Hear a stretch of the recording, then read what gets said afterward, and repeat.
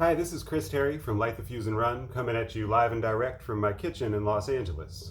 While you're here, we ask that you respect the show space. So no drinking, no drugs, no assholes, no smoking. And if you're trying to get here from the interstate, just exit on Shunk, take a right, drive about a mile. You're going to pass the Sunoco station, then you'll see the kids. That's where the show's at. Exotic Fever Records released the Light the Fuse and Run LP in 2002. It's Exotic Fever number 4, and the label is still cranking out bangers today. So I'm here to say congratulations, happy birthday, and thank you on behalf of my bandmates, Kirby, Mike, Evan, Brian, Jeff, and Neil. We had a great time working with Katie Otto, Sarah Clem, and Jess Skolnick to make a record that we're still proud of today. At the time, we were deep into the punk scene, so the idea of releasing records and going on van tours was exciting, but it was also normal. It was expected. Looking back, it was fucking cool. We can't believe that we got to do so many awesome things while our peers were working in their dad's offices for the summer, or interning, or getting health insurance, whatever. And we couldn't have done that if it wasn't for your hard work and your belief in us, Katie, Sarah, and Jess, so thank you. Yeah, us guys in the band, we peaked early. So with that in mind, we're dedicating to preserving our fun old memories instead of creating embarrassing new ones.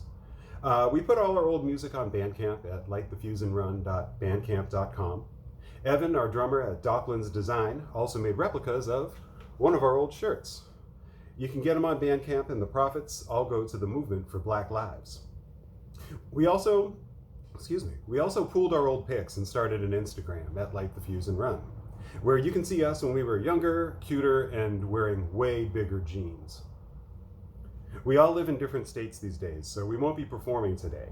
Instead, the guys gave me the go-ahead to do a short reading from my most recent novel, Black Card. Black Card is a supernatural satire about a mixed-race punk rock musician who goes on a mission to win back his black card, his credibility as a black person. In the process, he gets accused of a violent crime, which makes him reconsider his identity and his imaginary friend, Lucius.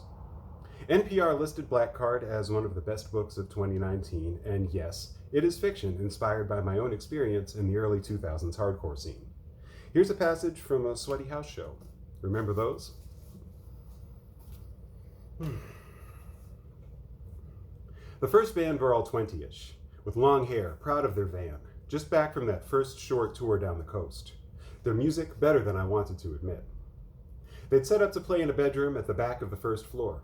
I wedged behind the chest-high bass amp, nodded to the drummer, and the band roared to life, without a hello to the crowd. Sweat flew as fuzzed-out guitars and thick snare hits ricocheted off the close walls. The handful of people crammed up front, transplants from a year or two ago who I never got to know. They became an undulating blob of black t-shirts and silver beer cans. When I set my empty on the windowsill behind me, I saw a pile of faces watching through the glass, and the hot room became a limbo. Each face was a blank that I couldn't fill in. I felt like I was chasing a train. We knew the last song was the last song because it started with a dramatic build of bass and drums. The topless, teenage, skinny singer boy pogoed to the beat with a mic cord for a tail, and I jumped too, joining the crowd's "Go! Go!" chant. The old house's sodden floor buckled with each leap until the guitar elbowed its way in and everybody landed, arms waving. This was the release I'd wanted. But in that realization, I whisked myself back out of the moment and frowned at my hands clapping stupidly in front of me. Screaming the last verse, the singer appeared at my side, sea lion slick when he brushed my arm and threw open the window. The people on the back porch stepped back, raising beers in appreciation. The singer dove over the sill and onto the porch, kicking the bass amp.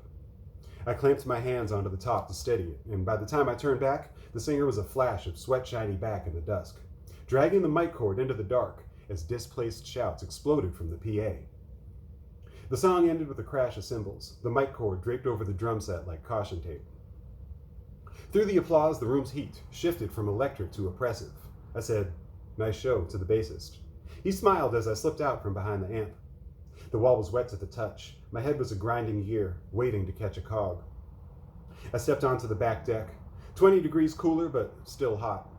Multiply the front row by 5. That's how many people were standing in the grass below me, blowing cheap smokes over warm beer.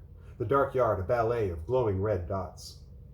Beyond was Jackson Ward, a black neighborhood that was nicknamed the Harlem of the South during the Jazz era. Its wide streets are lined with beautiful brick row houses and ornate wrought iron porches, salvaged when the city burned at the end of the Civil War. My father was born blocks from the show, and whenever I went to the neighborhood, I'd look at the street corners and imagine him younger, standing there with a hokey old rhythm and blues song in his head. But I'd always felt disconnected from the place. It didn't feel right, that my only reason for being in a black neighborhood was to hang out with white people. Thank you. So there should be a link to order Black Card up in the chat if you'd like a copy. Your library should have it too. Del Cielo and Kill the Man Who Questions are playing next after the sketchy crust punk puppet show. And we got merch in the back.